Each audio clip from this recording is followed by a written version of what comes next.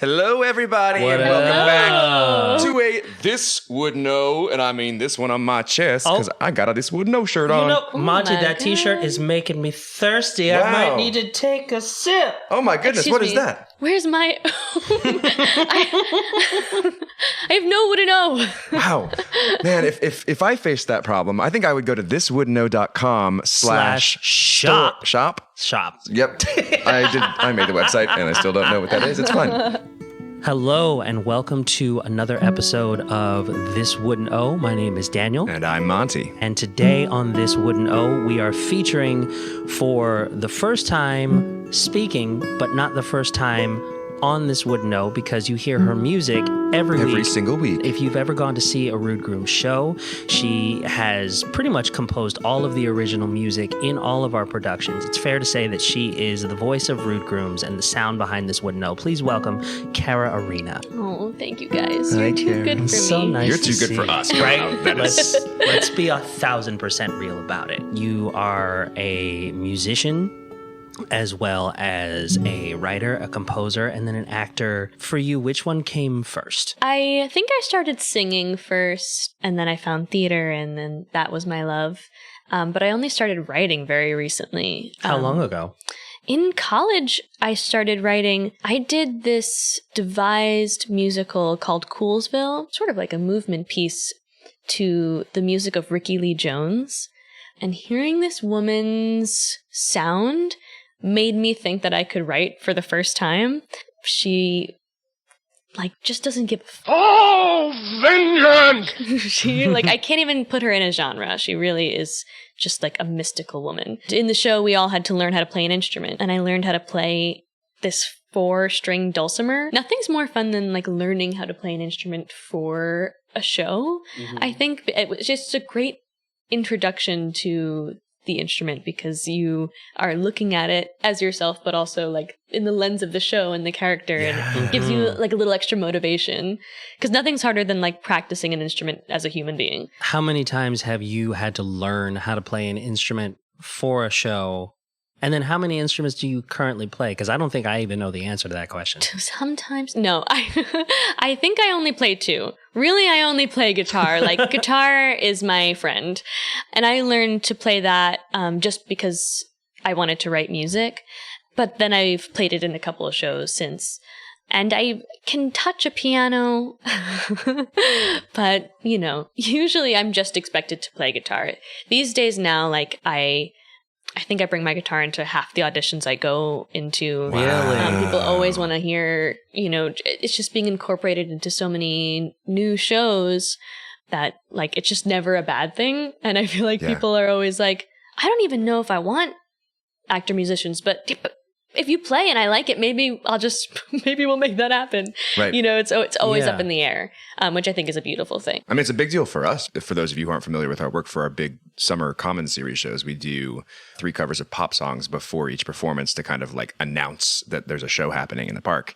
So in addition to the music that's in the show, there's also this kind of communal, and it kind of serves as a warm up together. And it's and you create that non-fourth wall engagement with the audience before the play begins. I want to come back to the idea of what it is to learn an instrument for a show, because I had a very similar experience to what you described. Oh, really? Where I had always loved playing guitar, but I'd always been too terrified to get up and actually play a show. But then at the Globe for 12th night, they had basically the exact same structure that we have for the Common Series.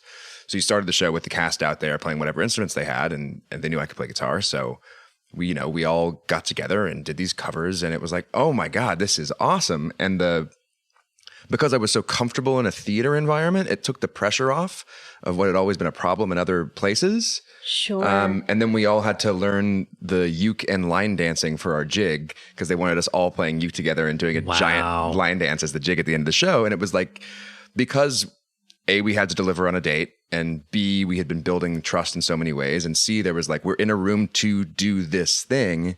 It was so much easier than any other time I'd tried to learn piano or guitar or whatever. Really? Yeah. I think as an actor first, it's so much easier to look at things from someone else's perspective. And then when it's really you, it's scary. It's so scary. And I have fear it's not a huge fear, but of public speaking. Like, that's hard for me to speak as myself, but it's easy for me to be someone else. So I feel like learning an instrument is like, in the context of a character, you are creating your musical persona. Sure. And it's not you. Yeah. Does your fear of public speaking come into play when you're playing your own music? I think it's a little different because, well, the first time I played, I was my own music. I was paralyzed. The sounds came out, but and the songs came out. Sure. And when was that? When was the first time that you played your own material in front of an audience? I think I must have been a junior in college. So I must have been 21. And I hadn't totally figured out what my sound was mixed with what, I was trying to say to people and how I was trying to say it. And since then, I've definitely created more of a songwriting persona. I think I have grounded myself in who I am and what I like to write about. So now it's not quite as petrifying, and I can get up in front of people and be like, I'm pretty sure that, we're all on the same page here. Like, I'm the songwriter, you're the audience, and it's going to be okay. You said that you have developed more of a songwriting persona. Mm-hmm. How much daylight is there between you, Cara Arena, the person, and then Cara Arena, the performer? So they're the same, but the performance persona has to carry the material, and Cara has to carry both of them. The performance persona is what is going to keep people's attention and how you are going to reach people. And so I think the person in the spotlight has to do that with the utmost grace. But the real life you is kind of stuck with, the weight of that and that energy that it takes to do that. Mm-hmm. And then the things in life that come from that and make that kind of hard.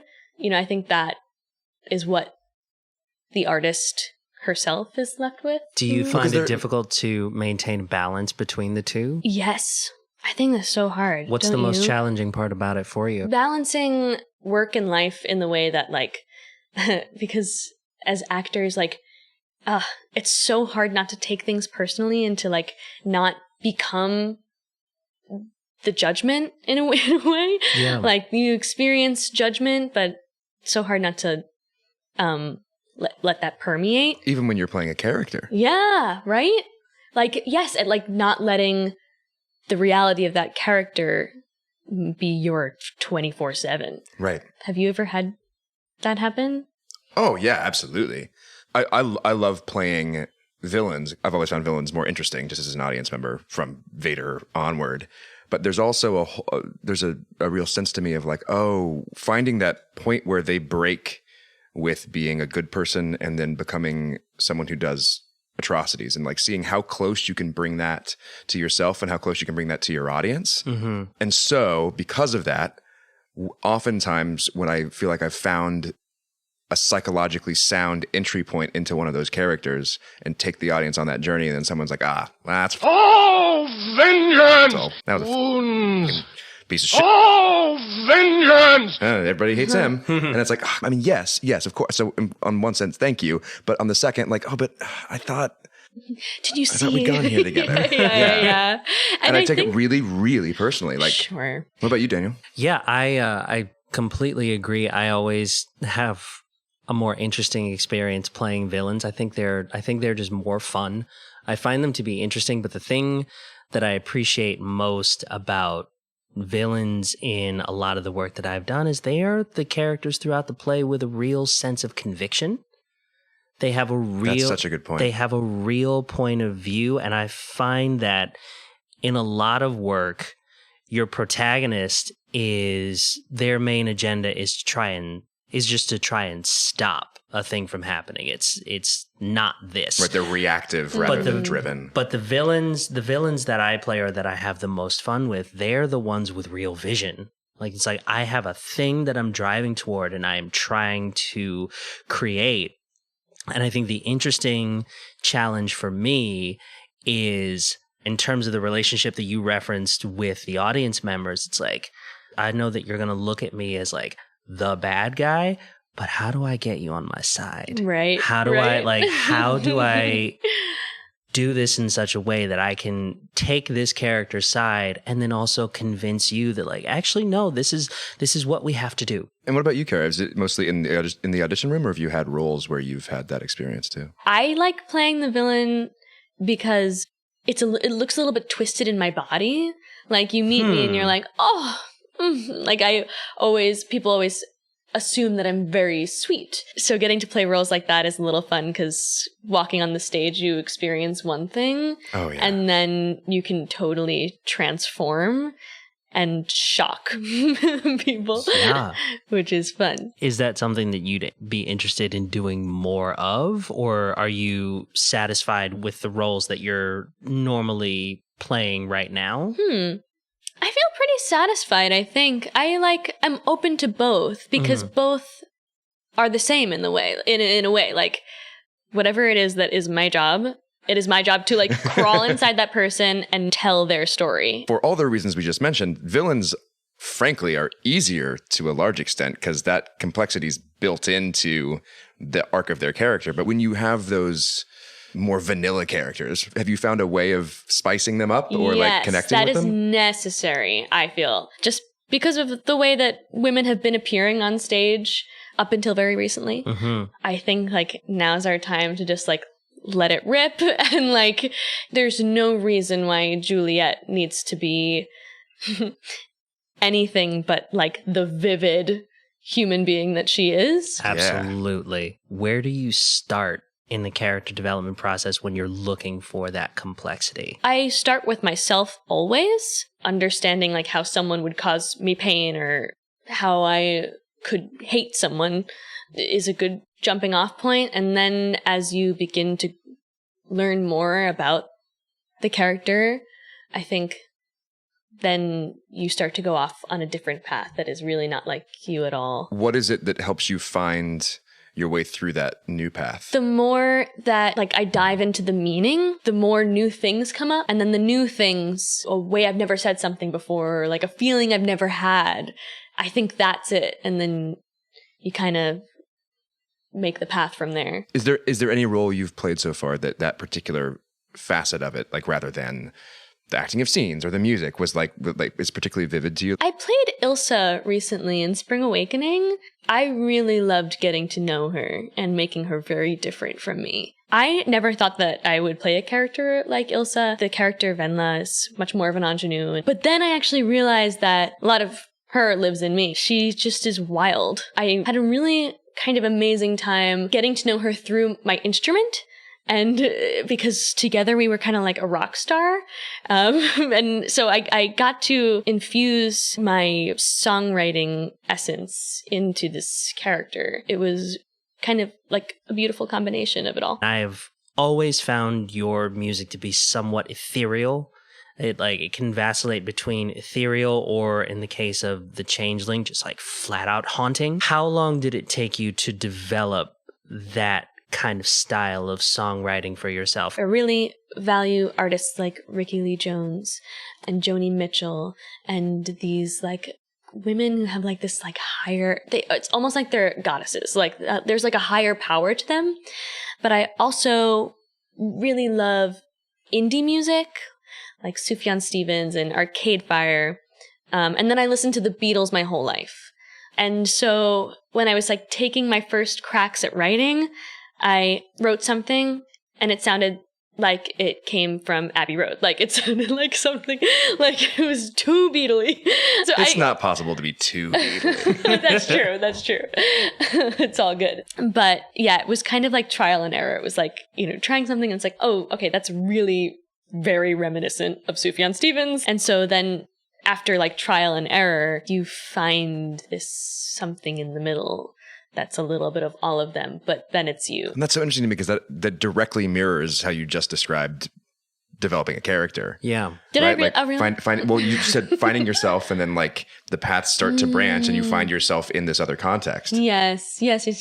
Okay, that's cool. So it seems to be working then. That's a good, it's across the board method. This is how you do it, folks. So then the next step of that, like for when you are writing for a show, how does your songwriting change? Oh, Oh, well, that's a great question because I still have so many more questions than answers about writing for a show, because I think that is the true skill. You know, I think anyone can write for themselves, their own voice, because you know your own voice. But like meeting another human and then writing for them, I think is a beautiful thing. With the way that I've been writing for Rude Grooms, we usually have like a vibe that we're going for. We've talked about like maybe it's a sentence, and so then I'll like lay down one vocal track and like a little bit of guitar for that vibe. And that, I guess, is just kind of intuitive from me. If I were to sing in the show, this is what I would sing. And then from there, I have that like basic melody, and then I'll actually look at the script and be like, okay, now who do we need to sing? Who is singing? And then I will take the melody and move it around from there to make it fit what we would need. And then sometimes I'll just start adding oohs and ahs all over the vengeance place. Your oohs and your ahs are my favorites. Right.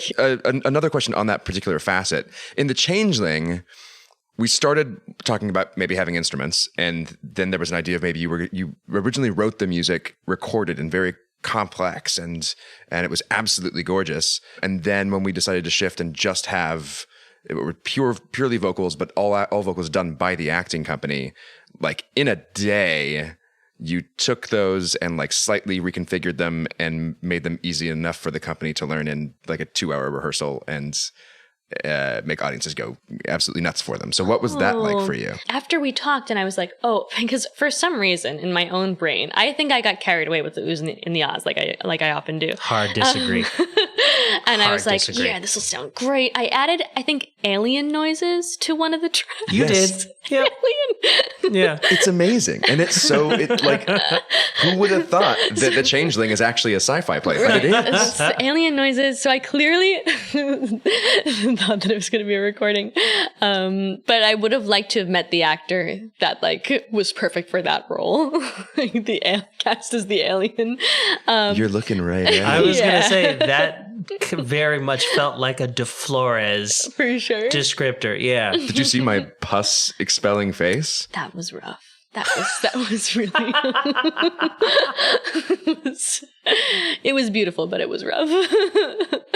Yeah, I think what I did was I went back to the track and I thought about myself as a singer, like what I could learn in that time. So I think I landed on like 3 or 4 tracks per song, which were easy little vocalizations to overlap. And I do think that keeping things simpler is better. And what was great about it too was you wrote stuff that was so malleable in performance that we could literally, like, based on how this weird movement piece is going tonight, we can shift the timing to make it work together. I couldn't imagine the complexity of creating music that was truly malleable in the moment. Well, I think that's something really cool about our company, that it allows for that kind of collaboration. That makes me think of a moment in Romeo and Juliet, specifically the curtain call song you wrote. During the curtain call, it's kind of melancholy. It's not quite a dirge, but it's a little somber. It's almost like a cautionary tale. Right. And then after all the bows happened, one of the things that just started naturally occurring in the run of the show was, Monty, you would start playing it on the ukulele double time. And then Laura jumped in with the violin in such a light, upbeat way. I was like, I feel like I'm listening to this in a bar, and like Monty and Laura just like rocking out on a ukulele and a fiddle. Yeah. And by the end of the show, there was this lovely little button that Laura put in, where she, after all the audience had stopped applauding, she would take the last phrase of the song and put it in on the violin as like this little upbeat button at the very end. And it became such a lovely note to end the show on. Which you never get with Romeo and Juliet. Right. Which you don't get with Romeo and Juliet. I think the way the actual play ends is uplifting in a way. Mm-hmm. There's this whole like, no, actually those comments about raising those statues of these children, that's actually them still trying to one-up each other, because they're actually just taking it to an even darker place now, because nothing has changed and their lives were meaningless. That's what Romeo and Juliet's supposed to be about. And one of the things that we also discovered in the run of the show is that Romeo and Juliet as a play is hilarious. It's so funny. It is so funny. I mean, you can't cry over someone unless you laugh with them first. Right. I feel like that's what makes the play, for me personally, it's still the only play of Shakespeare that I can see a bad production of and I will still cry. There's on some level, the clockwork of that thing just does things to you in a way that, I mean, maybe no other play I've ever seen, but I don't know. Some people like really hate that play and I just don't get it. I love how light it is. I love the innocence in the beginning, and there is like such light in young people. And like Juliet, I think, is just like a marvelous character. She's so intelligent. One of the things that I love about that character so much, she's 13 years old and still has such a strong sense of who she is. It kind of says like the kids got this. Like they actually had it right. I feel like it's so commonly said at this point that it's a cliche, but like she's so much more interesting and so much more capable than Romeo is. 100%. Like because like I feel like from the moment Juliet walks into that scene with her mom and the nurse, her first appearance in the play, and takes control of the situation while basically only uttering 12 words in that scene. There's something that's so incredibly mature and powerful about her that's established right off the bat. Something you mentioned earlier when you're talking about writing for a show, you said that you find that simpler is better, which I think lends itself to the things that you've given us being more malleable and able to be configured like that. But as someone who is creating a lot of this work, do you have difficulty just letting something lie, like when you know it's finished? I think because writing, sometimes you get everything out there and it is messy and it's not the simple thing you want, but you wrote it all down and you have the melody and whatever. And then the work after that is editing it until you have the simple thing. And so I think I only have truly like not even a full album of songs that are, I think, finished. Like I have like books of things that, you know, I've played for people before and they felt good, but like I know there's more to be done and more tweaking. But I think I'm specifically talking about the words here because the melody usually happens in a timely fashion. Like, you know, it doesn't take forever. But then once you have the melody and all your lyrics, I think at that point, that's when you keep just working on it. How do you know when a thing is done? When the song has its own life, you know you can't touch it anymore. When you play it for people and it's reached enough people and it's gotten to that simple point where like it's affected people, I think it's no longer in your hands. And now it's also their song and the song is a thing itself. And like now you shouldn't touch it too much because you're going to get your hands dirty. In performance, do you still play around with it or do you let it really set like that? Or is that just for the like recorded version that you then riff off of? I think it is set. And then also you don't know how it's going to come out. You know, it's like you're set and then, you know, you might sing a note differently or you might have guitar and it'll become a different song. But having the structure of the song be what it is allows you then to improvise. Was there ever a of guitar or something else that ended up working out so well that you then put it into the piece? Ooh. No, I don't think I've been that lucky yet. I don't think I've had that. I mean, I've never taken a guitar lesson in my life, so... Wait. No. Rewind. Really? I like know how to play chords and I decided what I feel the guitar is, but I've never taken a formal lesson before. So you taught yourself? Yes. Well, my dad has played guitar his whole life. And he is great. He was the one who introduced me to the Beatles and like showed me what music is. He is also like an angry Italian man. So he like tried to teach me and he did teach me a couple of chords, but then he kept yelling at me because we would have, you know, we'd be having our lessons and it'd be taking a long time and he'd be like, no, you're doing it wrong. Like, look at my hands. And then I would fight back with him because I'm also Italian. And so we just were getting into too many fights. So he taught me a couple of chords. And then from there, I had to teach myself the rest because we were just fighting too much. Wow. Yeah, and if you're Italian and you're fighting, you can't even make a chord because you have to be using your hands to express your anger at the other person. The guitars fell to the ground. All the guitars fell to the ground and no one got any practice hours in. No one put any hours in. I think we've talked about this before. What part of Italy is your family from? Okay, so I'm Italian on my dad's side, and his dad is from Sicily. That's right, because we're both, because on my dad's side, his mom is Sicilian as well. Oh, I didn't know. I did. Yeah. Okay, we share that. That's wonderful. Yeah. And then my dad's mother, her family's from Naples. When you said that you feel like a song is done when it has its own life and you get to put it out into the world and let people receive it and take it in a way that makes sense for them, have you ever had an instance where a song is received in a different way than you intended when you created it? That hasn't happened yet, though I'm sure that it will. But what I have experienced is that a lot of my songs are very haunting, as you mentioned, and, they're not all particularly upbeat usually. Like, just what comes out, and I try not to judge what comes out. I'm definitely not a person who sits down to be like, oh, I'm going to write like a cheery tune right now. I just, whatever sounds come out, I think are what it wants to be. But I've definitely had many people in my life be like, oh, you're so happy though, and you're so like fun. Why are you writing such sad songs? Like, you should write something happy and upbeat. And so, and I try not to take offense to that, and I like don't want to, but I'm just like, that's just what's coming out. Leave me alone. You don't see everything about me. Come look at my bookshelf. A darkness. For the love of the dark one, I have to write for him. On that shifting of within your music, you just had your first music video made, which is gorgeous. Fun. So tell us about that process. I remember seeing on social media you talking about shifting it from when it was originally written being about another person to shifting it to being about your own experience with yourself. That's so cool that you bring that up.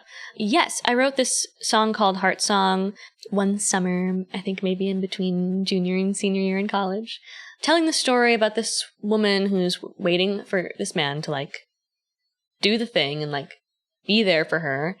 And he is not doing the horrible things that like would make you not want, that would make you want to end a relationship with someone, but he's also not doing all the right things. I wrote that song about that idea. And then as time went on and I kept playing the song and playing it live sometimes and like sitting with it, I realized that now when I play it, I really don't identify with that story anymore. And now when I talk about, I don't know, for me, it just, the story completely changed and it turned from unrequited love with a man into my love for art, and how like that struggle is just the biggest one in my life right now. And like, getting close, but not close enough. And it's just like a never ending wave. And I had this amazing dude named Brendan Day reach out to me, and he's an up-and-coming filmmaker and editor, and he said that he'd love to collaborate. And I chose to work on that song because I just was getting excited about it. And when we were talking about what we were possibly going to do, hearing the sound, he was like, oh, maybe like a beach and nature. And I loved all that, but I was like, there needs to be another woman in the video, and she needs to be doing her art, because I don't want the song to be about girl and a guy or whatever. Like, I want it to be about women and their relationship to art, because that's just what's most present for me. That's interesting. So in this instance, you didn't, in between junior year Kara and making the video for this, am I correct in assuming the song itself from the lyrics and the melody didn't really change too much? It was just your intention behind it. Yeah. And that gave it this whole other life. I think so. That's fascinating. Yeah. That's really interesting. That's why I think that when you do edit it down to what it wants to be, then like you can improvise it and it can be anything, because like years will go by and you will be different. You get really specific so that then it can become universal. Right. And then you can interpret it in a litany of different ways. Snapping. That reminds me of the conversation that we had recently with Anya, who I think is fair to say is a Shaman? Yeah. Is a shaman and also probably one of the preeminent Chekhovian scholars, I think, working right now. I think, I think she's directed at the Moscow Art Theater. Yeah. I think she said by her own admission, she is well aware that there are a limited number of people walking this planet who have the same knowledge of Chekhov that she does, which I think is fair. And she talked about how she's been living with these plays and these characters for years, but she will come back and visit them at different stages in her life. And the work takes on an entirely different meaning in a brand new context. I'm sure. Because then you, at that point, you've had all these other characters living in you. They don't go away. Yeah. And so then when you come back to a role or you come to a new one, you kind of have all these souls. And that's also in an earlier episode with Elizabeth, who was Peter in Romeo and Juliet, and Isabella in The Changeling, talking kind of about that thing then with a role with Peter, and how she didn't want to encourage people to laugh at illiteracy because she found that hurtful. And so it led to kind of making it about this Upper East Side family, that their invitation, the reason Peter couldn't read it was it's this crazy immaculate contraption that no one can open because it's so excessive. And so actually became rather than laughing at illiteracy, it was laughing at the privilege of the Capulet family. And it's just so much more interesting, but again, I don't think that could happen if the specificity of the humor wasn't there to begin with. And for any of you who are interested in seeing that music video that we're talking about, there is a link to it in the show notes. Yes. Okay, well, before we start wrapping this up, I have to ask you about Antigone, which you and I collaborated on together at the Gilbert Theater in North Carolina, where you wrote all of the amazing music that was for the chorus. Because people in Fayetteville are still asking I was like, why were we such idiots and not go record these songs? Yeah. When I was back doing a new play of mine in January, and a bunch of people who were, 2 actors from that show were in this show, but then a bunch of people who were in it or came and saw it, came and talked afterwards, and the thing that everyone was talking about was your music. Trying to recreate that Greek chorus thing that you and I talked so much about, and how do we let this really be its own thing, but also kind of characters? And it just lifted the emotional resonance of that story in a way that, because I've never really been a big fan of Greek theater. When you go, I feel like when I've gone and seen the plays, I've just wanted to fall asleep. Yeah. Can be like that. So what, in writing that show differently than from writing stuff for Rude Grooms, how was that different? Definitely harder, because writing with Shakespeare's words is easy. It's almost a song already. You just have to add some notes to it. But some of those speeches were pretty wordy. So it was a challenge to find the right melody that would fit, all of the text, because of course nothing could be changed. But I think that was also the fun challenge of it, because it was the first thing we worked on together. And I knew that the tracks would be used for something, not only just to teach the folks in the cast the melodies, but that the tracks could be used for something else. We used one for a promo video. Yeah. And so I was really just able to sit at the computer and bang it out. Just I'd come up with a melody, and if it didn't fit all of the lyrics, I, would twist it around. It was effortful in that way, not in a bad way, but you kind of had to just keep chiseling at it until it made sense. First of all, shout out to all of the people who have continued to support by buying the merchandise. Shout. Yes. Shout out to Deb Radloff. Shout. Who was just on the show and has purchased her shirt. Shout out to Marissa Levine, who recently purchased a shirt. She says, just received my new favorite t-shirt in the mail. Hooray for this Wouldn't Owe podcast and their awesome swag. Shout out to New York Shakespeare, who retweeted our most recent episode. Shout, New York Shakespeare. Shout. Yes, thank you, New York Shakespeare, for retweeting the Lone Star Shakespeare episode with the most excellent Jenny Stewart. You just saw her in Texas recently, right? She's quarantined in New York right now. Is she really? Don't tell anyone, except they're all finding out from the podcast. No, they're not, because we're going to edit this out. It's fine. I'm leaving it in. And then also, Shout out to the good folks over at Podknife, who recently featured and highlighted our podcast in their podcast curating website. Shout. On their Twitter account.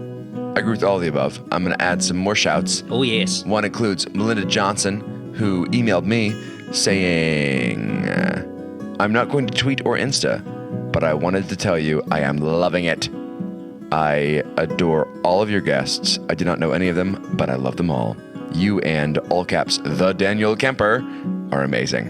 I want to know him. So shout Melinda Johnson, shout. I am very easy to know. I don't hide from people, despite the fact that I'm an introvert. Well, though you should hide from people because of asthma and corona. Yeah, but I can still engage with folks in the digital realm. You can do a digital elbow bump. Yeah.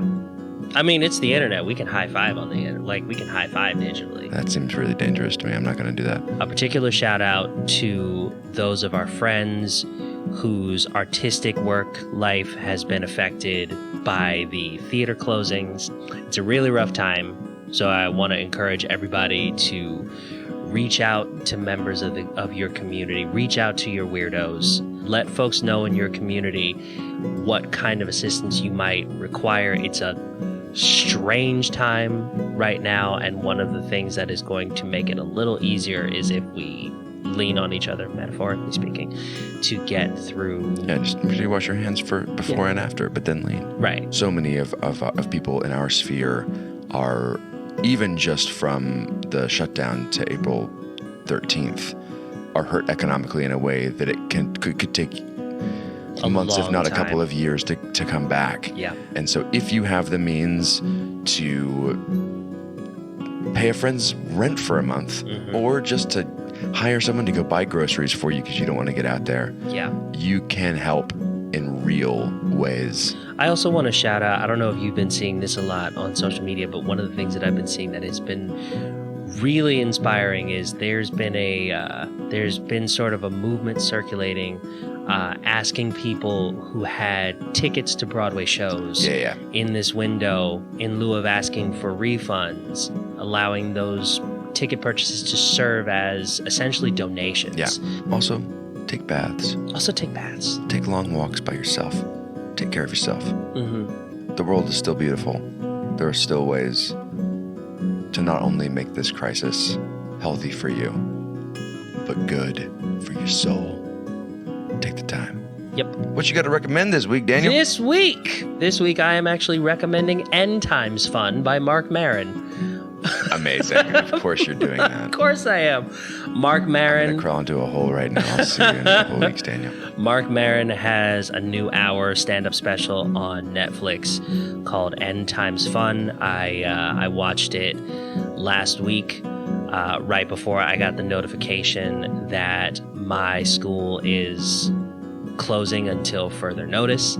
And in the middle of trying to handle all of that, I sat down and watched this stand-up special that was maybe a little too on the nose, but I thought it was hilarious. It's the first one that I watched in a while where I physically laughed out loud, like involuntarily so. And I also find Mark Maron to just be incredibly smart and poignant in general.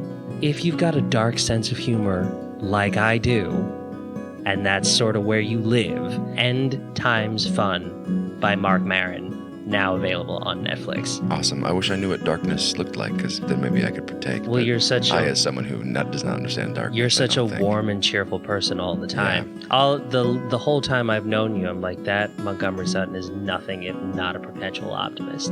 You know, I was going to recommend, and I still will do this, but this is actually my recommendation for the week, Changing Planes by Ursula Le Guin. Frankly, just read anything by Ursula Le Guin. If you like Vonnegut, if you like Pratchett, if you like Gaiman, Ursula Le Guin is an utterly genius sci-fi and fantasy writer. However, what I'm actually going to recommend this week is calling that person you think about texting and don't. Yep. Just pick up the phone, see if they're okay, see what's been going on. I've had some great personal reconnections in the past 48 hours just by asking a question. And as things get vengeance crazy, pick up the phone, check on them, tell them you care. In a callback to our previous episode with Anya, let them hear your voice. Yeah. If you call somebody and they don't pick up, Leave a voicemail. Yeah, leave a voicemail. Let folks hear your voice. Kara, do you have anything coming up that you want to plug? Yeah, I'm working on a new musical called Sabina, and that's going to be at Portland Stage Company this April and May.